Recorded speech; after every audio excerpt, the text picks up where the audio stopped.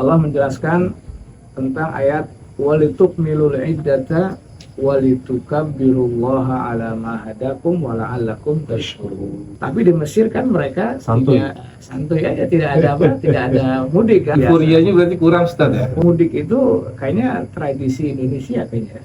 Sholat segerakan, mau tobat segerakan, mau bayar hutang segerakan, semua itu harus segerakan. Sebenarnya tujuan zakat fitrah itu supaya pada hari raya tidak ada orang yang minta-minta, yang miskin, tapi mereka bergembira makan.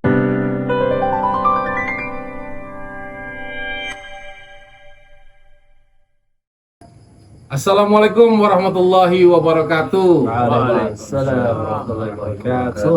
Balik lagi nih bersama kami, saya obrolan satu ayat. Bersama saya Guntur dan host kita yang paling ganteng Dendi pastinya.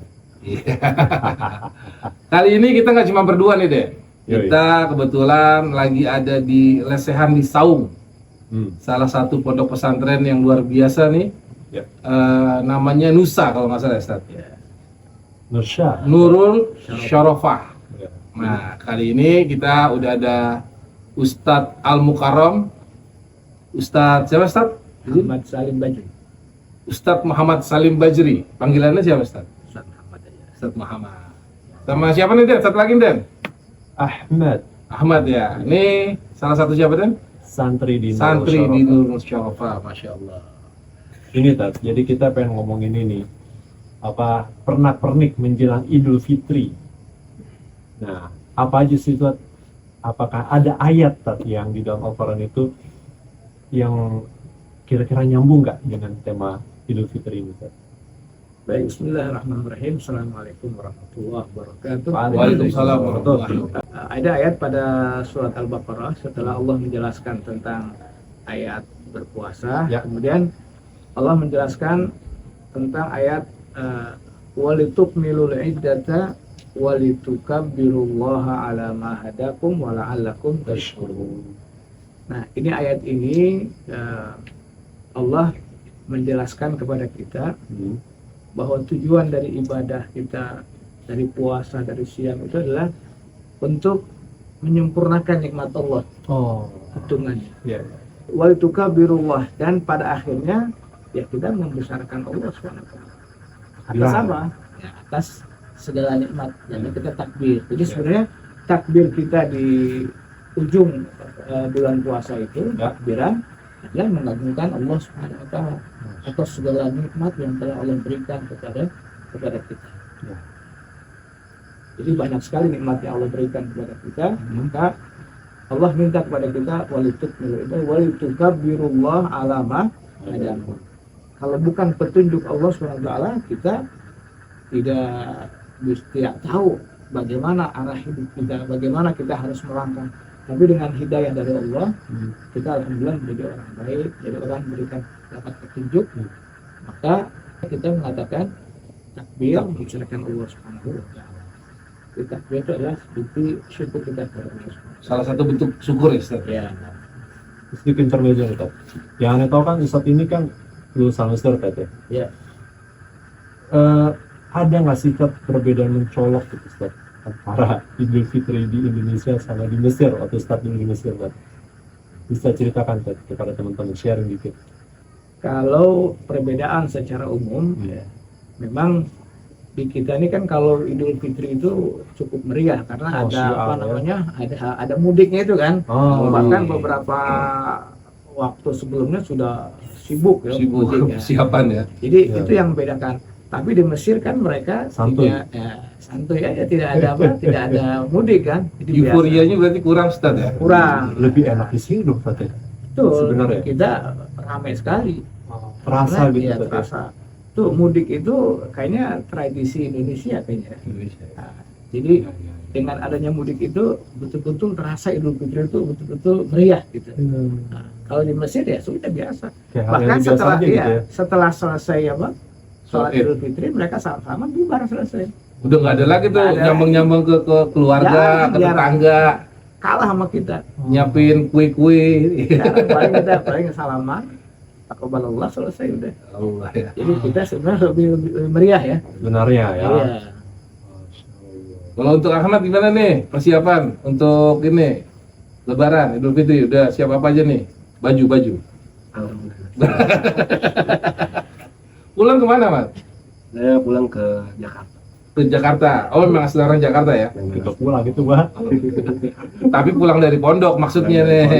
Ini dekat. Karena kan liburan. Tahun ini pulang nih. Hari ini pulang. Tahun ini pulang. Nah, Kalau kue udah matang kali kue di rumah. Mungkin sudah matang. Ahmad ya. Ada pertanyaan nggak, Ahmad? Pertanyaan saya simpel Ustaz.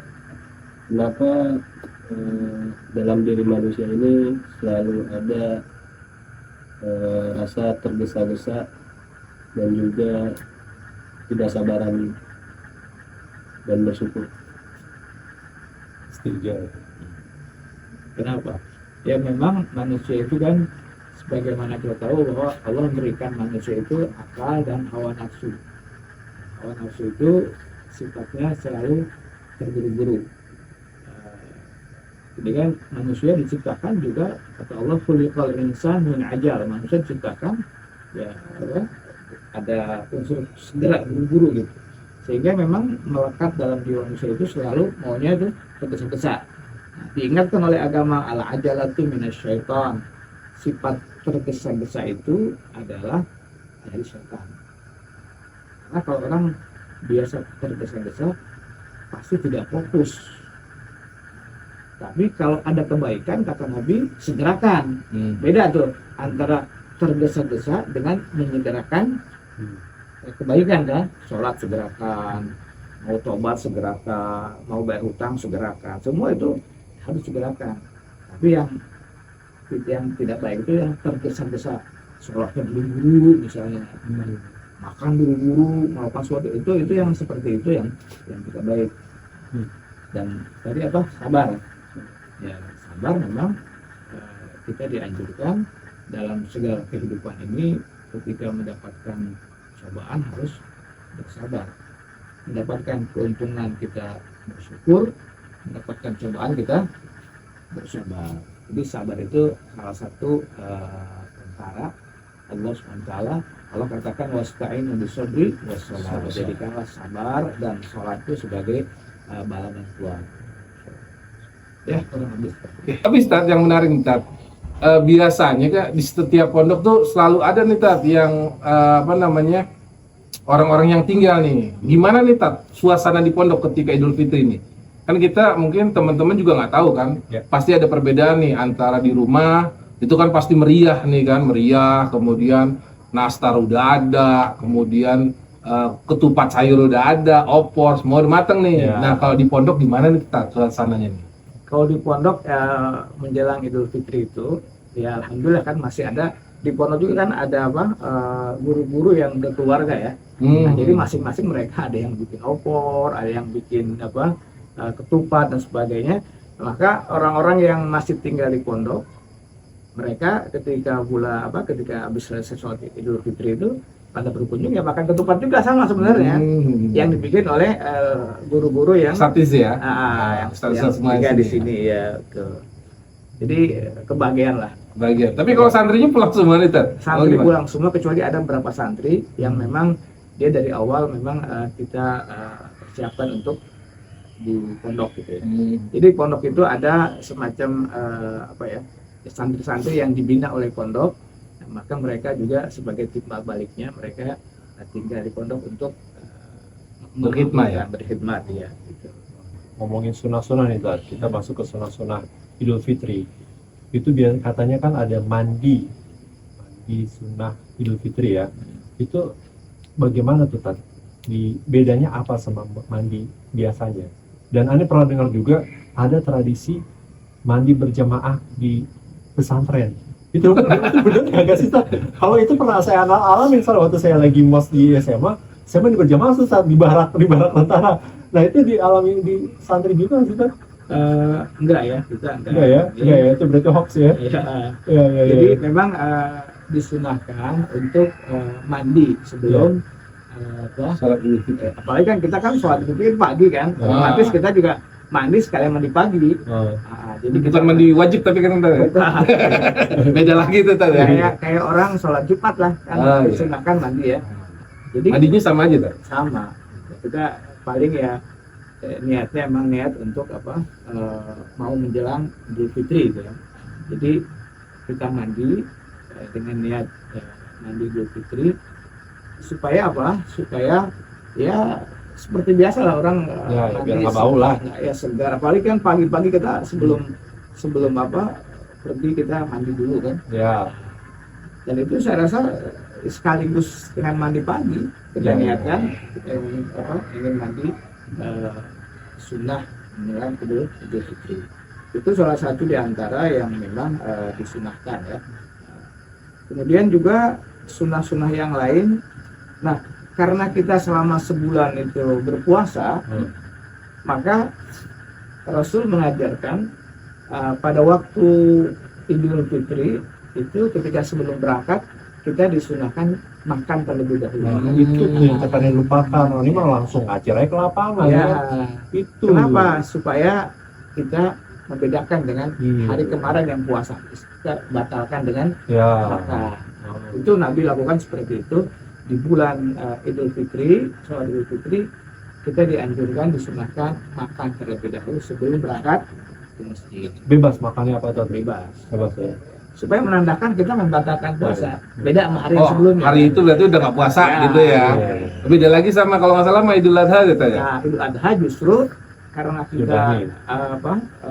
sebelumnya puasa, Mhm. jadi untuk membedakan dengan Idul Fitri maka kita dianjurkan berpuasa dulu sampai selesai khutbah Idul Idul Adha. Adha. Maka juga dari karena seperti ini Idul Adha itu sholat Idul Adha itu lebih cepat. Misalnya 6:30 udah sholat. Baik. Nah, karena memang tadi kan orang puasa sebelumnya. Hmm. Kemudian juga kan orang menunggu untuk dipotong hewan sembelih kan. Sembelih. Tapi kalau Idul Adha, Idul Fitri Ini justru cepat. di- Dilamanin. dilambatkan. Kenapa? Takut ada kaum muslimin yang belum menunaikan zakat fitrah.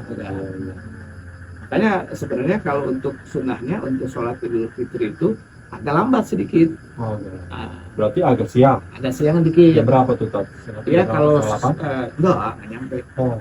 Jam 7 kurang seperempat atau jam 7 maksimal. Oh. Jadi lihat bagaimana subuhnya, kalau subuhnya terlalu pagi bisa jam 7 atau jam 7 kurang sedikit. Berarti kalau Idul Adha jam 6. Jam 6 atau setengah 7 maksimal. Nah, kalau takbiran, Ustaz, itu tuh mulainya tuh dari kapan sih, Tat? Sebenarnya? Nah, kalau untuk Idul Fitri itu biasanya pada ketika hilal mulai nampak. Artinya ketika malam Lebaran, jadi maghrib lah ya. Maghrib ketika dinyatakan bahwa hilal telah muncul, maka pada sholat maghrib itu disunahkan kita takbir. Sebagaimana yang sering kita dengar takbir. Dan berakhir setelah sholat Idul Fitri selesai. Udahan tuh. Habis. Ini di kampung-kampung mah terus, Tat. 3 hari. 3 hari itu. Kalau Idul Adha lebih panjang. Nah, ini panjang. Nah, dari semenjak yang ini apa yang berlaku itu semenjak setelah Arafah yaitu malam Lebaran Iya. sampai Ayyamut Tasyrik. Hari-hari Tasyrik berarti tanggal 11, 12, tanggal 13. Iya, iya. Pada waktu sholat asar tanggal 13 itu selesai. Selesai takbir. Jadi kurang lebih ya 4 harian lah. Ahmad tahu nggak kira-kira sunnah-sunnahnya nih? Kalau jalan berangkat ke masjid, pulangnya harus beda, gitu. Tahu nggak kira-kira? Ya tahu saya. Tapi biasanya kalau berangkat sama pulang jalurnya sama. Yang kita sama. Nah, kalau nggak salah ada sunnahnya Tat ya? Ya, Nah, di mana, Tat? jadi begini sunnahnya Nabi itu kalau misalnya berangkat ke masjid lewat jalan satu, maka Nabi ketika pulang dari masjid tidak lewat yang sama, dia lewat jalan yang lain. Mungkin tujuannya ya satu melihat kondisi masyarakat. Apalagi kan Nabi itu suatu hari pernah melihat ada seorang anak kecil yang menangis. Kenapa? Dia bilang yang lain lebaran punya apa? Punya makanan, minuman, punya baju, saya enggak. Diambil oleh Nabi kan. Itu mungkin kalau kita jalannya ke masjid itu agak muter sedikit, kita bisa ketemu dengan orang-orang seperti itu kan. Orang-orang yang membutuhkan. Ya, jadi itu mungkin hikmah dari di belakang kenapa Nabi itu beda antara jalan berangkat dan jalan pulang. Kalau teman saya masih jomblo, siapa dia menemukan jodohnya bisa tahu ya. Dan juga memang disunahkan juga untuk menggunakan apa namanya wangi-wangian. Di antara itu sunnah yang Nabi ajarkan itu ya tidak yang hampir tidak ditinggal oleh Nabi itu wangian. Ya. Jadi Nabi itu orang yang paling wangi, yang paling bersih segala macam. Nah, masuk kita ke sholat Idul Fitri. Nah, itu ada pengalaman Ustaz. Jadi katanya ini ada bedanya nih antara sholat Jumat. Karena banyak nih ada orang-orang yang nggak ngerti begitu khutbah digelar sejadah. Mau ngapain diduduk di situ tuh. Begitu diselesai khutbah, pada bubar. Dia bingung kapan sholatnya katanya gitu tuh. Nah, itu gimana tuh Ustaz? Emang beda tuh Ustaz? Beda ya antara sholat Idul Fitri atau Idul Adha dengan sholat Jumat. Sebenarnya perbedaannya ketika sholat Jumat kan diawali dengan khutbah 2 kali, kemudian diakhiri dengan sholat. Nah, kalau untuk Idul Fitri, Idul Adha itu diawali dengan sholat. Jadi sholat duluan nih ya? Sholat duluan. Jadi sholat itu berbeda. Pada rakaat pertama setelah takbiratul ihram, kemudian imam bertakbir sebanyak 7 kali pada rakaat pertama. Kemudian setelah itu dibaca surat, baca ayat ya, baca Fatihah dan sebagainya. Nah, pada rakaat kedua setelah bangun dari rakaat pertama, dia baca takbir 5 kali. Iya, betul. Nah, kemudian baca Al-Fatihah dan baca surat. Ya, antara sholat Idul Fitri dengan sholat Jumat. Iya. Jadi setelah imam selesai sholat, kemudian ada sedikit takbir, baru imam khutbah. Nah, khutbahnya ya kurang lebih sama kayak khutbah Jumat, ada duduk antara dua khutbah gitu. Jadi bedanya itu kebalik. Balik gitu ya. Nih Mat, jangan lupa jangan sampai orang udah khutbah nanti kelas sejadah lagi dengerin aja ya kan, tiba-tiba bubar. Ya buat teman-teman ingat ya, ada perbedaan antara sholat Jumat dengan sholat Id. Sholat Id itu sholat duluan baru khutbah. Kalau sholat Jumat khutbah duluan baru sholat gitu. Yang mualaf tuh jangan. Nah, yang mualaf, yang baru mengenal Islam, iya. Takbirnya ada 7 ya Ustaz ya? Ya pertama. Takbir pertama 7, jangan sampai Allahu Akbar di ruku. Ini banyak orang-orang yang bingung nih Ustaz. Ada yang ngucapin taqabbalallahu minna wa minkum, ada juga yang ngucapin minal aidin wal faizin Ustaz. Kalau secara harfiah itu kan minal aidin tuh dari 2 id. Dari 2 id ya, Ustaz. Minal aidin itu kembali artinya. Oh, artinya kembali bukan 2 id ya. Al-idain bukan masna itu. Aidin kembali artinya. Oh, kembali bacaan. Wal faizin dan kemenangan. Oh, kemenangan. Jadi bukan dari 2 id itu bukan ya? Bukan. Jadi kembali kemenangan Ustaz. Ya. Karena kan Idul Fitri kembali kepada fitrah. Oh. Jadi itu memang ucapan selamat itu ciri khas orang Indonesia ya. Orang Indonesia dong Ustaz yang ini nih. Emang suka ngarang orang Indonesia. Jadi minal aidin wal faizin. Artinya semua seperti doa lah. Semoga kita termasuk orang-orang yang kembali Dalam ke fitrah, wal faizin dan mendapatkan kemenangan. Kan Idul Fitri kembali kepada fitrah. Memang kalau kita lihat di negeri-negeri Arab tidak ada yang seperti itu. Dia hanya mengucapkan taqabbalallahu minna wa minkum, taqabbal ya karim, taqulu am wa antum bikhair. Itu saja. Berarti itu masuknya tradisi ya Ustaz. Tradisi. Ya? Tradisi ya. Seperti halal bihalal juga. Halal bihalal juga masuk tuh ya. Iya. Halal bihalal, halal dengan yang halal. Gimana Ustaz? Ada yang nggak paham juga tuh. Memang biasa Idul Fitri setelahnya pasti ada pertemuan tuh halal bihalal. Jadi halal bihalal itu artinya ya kalau secara harfiah halal dengan halal, artinya saling menghalalkan, saling memaafkan lah gitu ya. Cuma kalau diplesetin agak ngeri tuh Ustaz. Iya. Saling menghalalkan ini agak ngeri nih Ustaz. Nah, itu makanya. Dan itu uniknya apa? Hanya Indonesia yang punya. Bahkan ada orang mengatakan itu nggak ada di negeri Arab, itu nggak ada itu. Saya bilang salah yang bilang nggak ada. Di negeri Arab ada, di Mesir ada, di Arab Saudi ada, di Irak, di Suriah ada, tapi yang adain orang Indonesia. Oh. Tetap aja orang Indonesia ya. Lebih tepat itu kita ngucapin taqabbalallahu minna wa minkum. Jadi lebih umum. lebih umum ya. Itu berarti kita mendoakan Ustaz ya. Ya, semoga diterima oleh Allah puasa kita, amal ibadah kita semua. Taqabbalallahu minna wa minkum. Allah menerima ibadah kita dan ibadah kalian. Nah, Ustaz, ada pertanyaan nih Ustaz. Waktu saya kecil nih ya. Kita kalau di kelepak palanya, ini harus marah katanya gitu, karena palanya difitrahin. Itu ada kaitannya kan Ustaz sama fitrah, zakat, sama Idul Fitri, sama kepala nih. Katanya difitrahin nih. Gitu. Saya sebenarnya ada nggak sih Ustaz? gitu. Hah? Sama. Kalau zakat itu memang zakat itu ibadah rukun Islam yang Allah wajibkan kepada orang yang mampu kan untuk mengeluarkan zakat. Ya.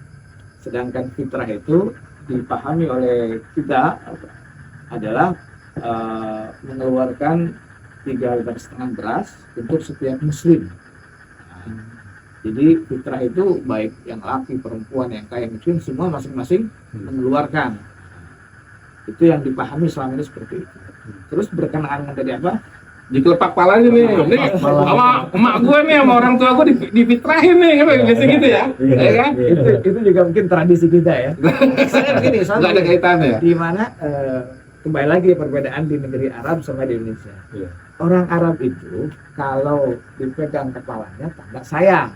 Oh iya. Nah, jadi kalau kita pegang kepala itu dia nggak marah. Iya, pegang jenggot ya. Jenggot apa? Tanda sayang. Tapi kalau dipegang maaf saja belakangnya dia marah. Tapi kalau orang kita ya tadi antum bilang kan mungkin difitrahin kan. Jadi kalau dipegang kepalanya dia marah. Tapi kalau dipegang yang lainnya nggak marah. Itu sebenarnya kebiasaan. Kebiasaan. Dulu pernah di Mesir itu ketika orang mau sholat ya saling apa dorong-dorong gitu. Rupanya didorong orang Mesir didorong belakang marah dia. Kena belakangnya Ustaz ya. Iya, dia nggak mau. Harusnya tuh. kenain palanya Ustaz. Tapi kalau orang Mesir ketika orang Mesir misalnya orang Arab megang kepalanya, orang kita langsung nangis. Udah sembarangan. Nah, jadi ada sedikit apa? Perbedaan. Perbedaan. Tapi nggak ada kaitannya tuh ya, Ustaz, antara fitrah itu sama zakat fitrah sama fitrah kepala berarti nggak ada tuh Ustaz. Nah, Ya. itu aja Pak.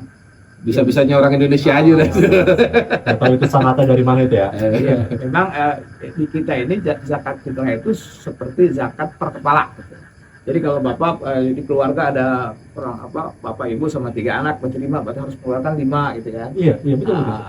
Ya cuman ini ada sedikit perbedaan lah ya. Ada sebagian mengatakan zakat itu kan buat orang miskin ya. Nah, ada satu orang kaya cuma punya anak 2, dia mengeluarkan 3,5 liter kali 4 ya. Ada orang miskin punya anak 7, Nah loh, cuma itu 9. lumayan tuh. Dia mengeluarkan banyak ya. 5 kali 9. Makanya kan jadi ada sebagian pendapat bahwa zakat tetap dikasih kepada yang miskin gitu kan. Karena kan kalau tradisi di kita zakat itu kita berikan ke masjid, masjid dibalikan ke kita. Kalau kita memberikan zakat ke masjid misalnya 5 anak tambah 2 orang tua kan 7, berarti berapa tuh? Paling nanti dia dapat dari masjid paling 5 liter. Nah, sedikit jadi lebih banyak keluar kan. Tekor di itu ada sedikit perbedaan. Nah, jadi ada yang mengatakan bahwa zakat fitrah itu zakat per kepala. Sementara yang lain mengatakan ya kalau dia tidak mampu ya nggak apa-apa. Soalnya kalau anak yang orang miskin itu punya anak 9, 50.000 kalau 9 450.000 ya, hampir gopet. Dan sedangkan doi kan penghasilan berapa gitu. Makanya ya. Tapi emang benar Ustaz, itu kejadian. Jadi orang penerima zakat, termasuk golongan penerima zakat, dia mengeluarkan zakat kembali Ustaz. Gitu. Ane nggak tahu tuh, tapi sebenarnya nggak perlu kayak gitu Ustaz ya. Penerima zakat itu sebenarnya nggak perlu untuk mengeluarkan zakat Ustaz. Ya karena zakat itu kan diberikan kepada yang tidak mampu. Tidak mampu, benar. Ada beberapa orang supir taksi misalnya kan, ada satu kisah itu dia mengeluh gitu. Untuk satu orang naik mobil, kenapa Pak? Aduh saya punya anak sekian, saya belum bayar apa zakat fitrah gini-gini. Loh kenapa? Ya kita lagi supir. Kata si Ustadz, loh Bapak kan nggak mampu, Bapak harus dapat. Nah, jadi karena sudah ada semacam image di kita ini, pemahaman bahwa kalau orang tidak mengeluarkan zakat fitrah maka amalnya masih menggantung antara langit dan bumi. Sampai katanya zakat fitrahnya dikeluarkan. Nah, ini kalau nggak mampu bagaimana kan? Tapi itu ada sahih yang lagi demam itu sahih. Enggak. Oh, Iya, ada orang seperti Bisa-bisa itu. orang Indonesia iya, aja. iya, iya. Sebenarnya zakat fitrah itu buat orang yang mampu. Buat orang yang mampu ya, Ustaz. Sama kayak pergi haji, Ustaz. Iya. Kalau misalnya dia nggak mampu, Ya udah, ya dia menerima. dari mana? Menistato'a ilahi sabila ya, Ustaz. Nah, Ya? itu buat haji kan? Oh, buat haji. Buat haji bro. Tapi kan apabila mampu juga. Oh iya, maksudnya gitu tuh. Jangan lupa nih teman-teman, zakat itu salah satu rukun Islam, Ustaz. Islam, betul. Jadi wajib hukumnya, Ustaz ya. Wajib. Nah, kalau terkait sama ini, Ustaz, apa perbedaannya, Ustaz, antara kita kan kalau di sono katanya kurma apa gandum, Ustaz, zakatnya. Ya, Nah, kalau di mari kan beras nih. fitrah ya. Itu bagaimana tuh, Ustaz? Nah, jadi Nabi itu ketika memberitakan kepada sahabat tentang zakat fitrah itu, Nabi memberikan kebebasan, keluarkanlah apa yang kalian makan. Nah, jadi ada kelompok yang dia makanannya itu kurma. Katakanlah kurmanya kurma ajwa misalnya. Jadi dia keluarkan kurma aja. Yang itu. Ada satu orang dia suka makannya susu kering. Dia keluarin susu kering. Tapi kalau di Belanda, roti Belanda, Ah, iya kan? iya. Apa keju kali keju? Kalau dia makannya gandum, keluarkan gandum. Tapi makanan pokok, Ustaz ya. Makanan pokok. Nah, kita kan belajar dalam ilmu usul fikih itu Ya. ada namanya kias, analogi kan. Ya. Nah, Indonesia mengeluarkannya pakai beras. Loh, kenapa beras? Karena beras itu makanan pokok. Di negeri Arab, kurma makanan pokok, gandum makanan pokok, susu kering makanan pokok, maka dia keluarkan makanan pokoknya. Nah, Indonesia makan pokoknya apa? Beras, maka keluarkan beras. Kalau di satu daerah makanan pokok mereka adalah jagung, keluarkan Jagung. jagung. Kalau di Indonesia Timur, Ustaz, itu kan sagu tuh, Ustaz. Ah, Nggak perlu harus beras juga, Ustaz ya, iya. kebutuhannya. Yang penting ada ukurannya kan. Oh, berarti berdasarkan ukuran itu yang Iya. di... Jadi yang disuruh keluarkan itu adalah makanan pokok aja yang dimakan. Jadi sebenarnya mudah gitu. Islam tuh memberikan kemudahan. Tidak harus keras, tergantung makan pokok. Bahkan sekarang itu zakat fitrah kan ada yang membolehkan pakai apa? Duit. Lebih mudah kan? Soalnya gini, zakat fitrah itu kalau di kita ini memang disunahkan zaman Nabi itu. Karena kan tadi ya, yang dikeluarkan itu susu kering, kurma yang sudah jadi begitu diserahkan tinggal dimakan. Tapi kalau kita di Indonesia beras dimasak dulu, apalagi mereka katanya yang afdol mengeluarkan zakat itu sebelum sholat Idul Fitri. Nah, kalau sebelum ini kapan dimasaknya? Benar. Apalagi kalau bikin ketupat berapa jam kira-kira? Waduh, bisa 8 jam, Ustaz. Waduh. Jadi sebenarnya tujuan zakat fitrah itu supaya pada hari raya Makan. tidak ada orang yang minta-minta yang miskin, tapi mereka bergembira makan. Ya, saya makanan saya adalah kurma. Saya berikan kurma. Makanan saya kurma susu kering, saya berikan susu kering. Kering itu apa sih kan? Kayak zabadi gitu kan. Makan belum makan susu kering. Tapi yang unik nih, saat di Indonesia, justru kalau Idul Fitri orang miskinnya pada keluar, Ustaz deh. Orang minta-minta malah pada keluar, bukan untuk zakat, tapi untuk mengais rezeki. Gitu, Ustaz. Ya, seharusnya ya tujuan dari zakat fitrah itu Nabi itu Biar ingin kagak pada supaya gitu, tidak ya. ada yang Yang seperti itu, Ustaz ya. yang miskin, yang minta-minta. Ini hari gembira loh. Hari kita Bersukacita merayakan ya. Kemenangan. kemenangan bergembira gitu. Jangan sampai ada makan lah. masih umatnya itu yang minta-minta. Maka keluarkanlah zakat fitrah untuk supaya mereka bisa bergembira. Tapi Dasbi bilang tadi di kita kalau lebaran makin banyak yang minta-minta. Iya. Bingung juga nih. Yang menang siapa jadi misalnya? Itu tradisi kita seperti itu. Misalnya gini, Tat, itu kan makanan pokok ya, Tat. kalau lauknya mana tuh ceritanya tuh, lauknya mana nih? Makanya Jangan berasnya doang, lauknya Betul. kagak dibagi kita. Makanya sekarang itu ada pemikiran, jadi seharusnya zakat fitrah itu ketika kita berikan kepada orang menggunakan uang jauh lebih Baik. simpel, lebih baik. Kenapa? Dengan uang atau misalnya kasih beras dan uang gitu kan? Nah, Atau kalau bisa kita kan Nabi itu selalu ingin memberikan kemudahan. Jadi 3,5 liter itu adalah batas termudah. Tapi kalau kita diberikan rezeki oleh Allah, atau misalnya apa aja, misal penghasilannya 1 bulan misalnya 100 juta, amin. ya Amin. cuma 10 juta, Amin. tapi begitu mengeluarkan zakat sama aja kan, padahal antum makanannya masya Allah, Amin. ini makannya biasa aja. Nah itu kan kayaknya agak apa? Iya, iya. Agak tidak bagaimana Manusiawi. Nggak balance ya, tidak seimbang ya. gitu.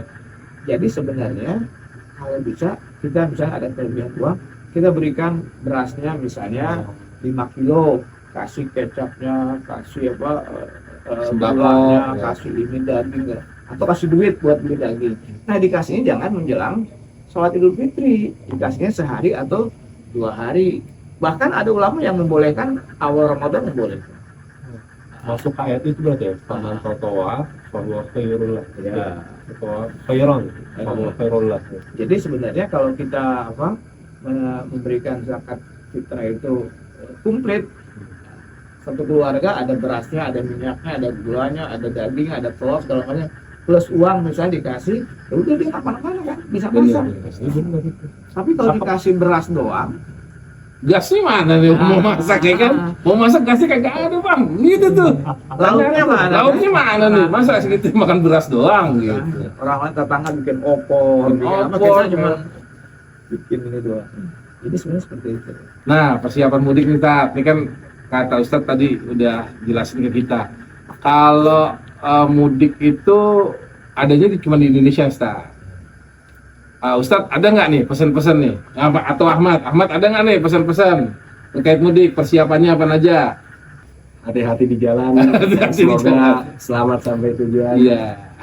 Salam presisi kayak polisi. Hati-hati di jalan, jangan sampai ngantuk ya kan? Dan jangan lupa sholat. Jangan lupa sholat. Ustadz mungkin ada pesan-pesan atau harapan terkait yang mudik Ya. ataupun Memang penonton semua? mudik itu tradisi Indonesia ya. Iya. Sehingga memang Indonesia itu seharusnya dengan adanya mudik itu harus ada kepastian kapan hari raya itu jatuhnya kan. Kenapa? Karena kita kan kalau di negeri Arab, di Saudi, di Mesir itu mereka begitu diumumkan misalnya besok Lebaran ya udah Lebaran.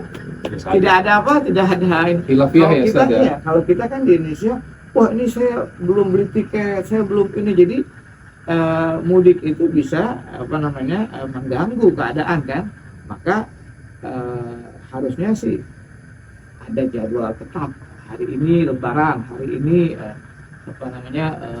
puasa. Kenapa? Karena memang di Indonesia kita ini mudik ini luar biasa.